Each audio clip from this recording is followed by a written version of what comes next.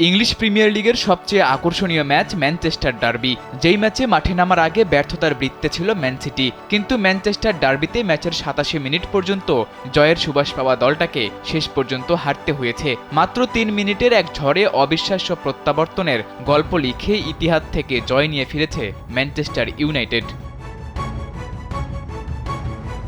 একটা জয়ের অপেক্ষায় থাকা ম্যান সিটির সমর্থকদের অবশ্য ম্যাচের ৩৬ মিনিটেই আনন্দে ভাসিয়েছিল জিভারডিওল। ম্যাচের প্রথমার্ধে তার করা একমাত্র গোলেই এগিয়ে যায় ম্যান সিটি। প্রথমার্ধে দুই দলের আক্রমণ আর পাল্টা আক্রমণে আর কোনো গোল না হলে ১-০ গোলের লিড নিয়ে বিরতিতে যায় পেপ গার্দিওলার দল।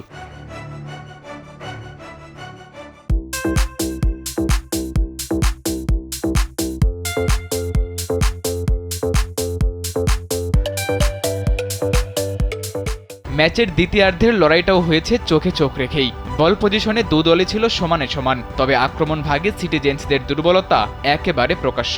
পুরো অর্ধে ৩টি শট নিলেও লক্ষ্যে রাখতে পারেনি একটিও। আরও একটা বিগ ম্যাচে আর্লিং হাল্যান্ড পুরোপুরি সুপার ফ্লপ। তাকে আটকে রাখার কাজটা বেশ ভালোভাবেই করেছেন আর্জেন্টাইন তারকা লিসান্দ্রো মার্তিনেজ। ম্যাচের ৮৭ মিনিট পর্যন্ত আসেনি কোনো সমতাসূচক গোল, কিন্তু এরপরই সিটির একটা ভুলে সব হিসাব নিকাশ পাল্টে গেল। ডিবক্সের মধ্যে নুনেজের ফাউলে পেনাল্টির বাঁশি বাজান রেফারি। স্পট কিক থেকে দলকে সমতায় ফেরাতে মোটেও ভুল করেননি ব্রুনো ফার্নান্দেজ। সমতায় ফিরে যেন নতুন রূপে আবির্ভাব ঘটল রেড জার্সিধারীদের। সমতাসূচক গোলের মিনিট দুয়েক পর এলো সেই মাহেন্দ্রক্ষণ। পুরো স্টেডিয়ামের দর্শকদের অবাক করে ম্যাচের একেবারে শেষ মুহূর্তে লিসান্দ্রো মার্তিনেজের লম্বা পাস থেকে বল পেয়ে সিটি গোলরক্ষক এদেরসনকে খানিকটা বোকা বানিয়ে বল জালে জড়ান আইভরি কোস্টের তরুণ ফরওয়ার্ড আমাদ দিয়ালো।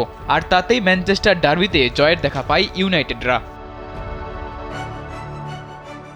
আগামী কদিনের জন্য ম্যানচেস্টার শহরের রংটা হয়তো লালই থাকবে, তবে এই লাল সিটির বিষাদের লাল নয়, এই লাল ইউনাইটেডের উদযাপনের লাল।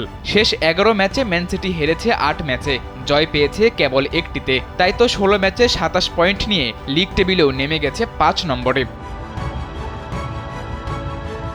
সাদাতুর রাফি, কালবেলা।